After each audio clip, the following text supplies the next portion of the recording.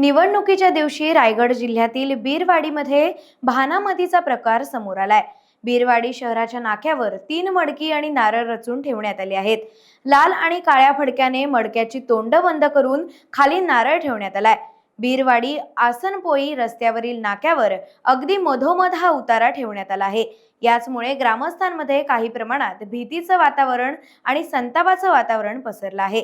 मतदानाच्या पार्श्वभूमीवर कोणी देवदेवस्की केल्याची शंका व्यक्त केली जाते।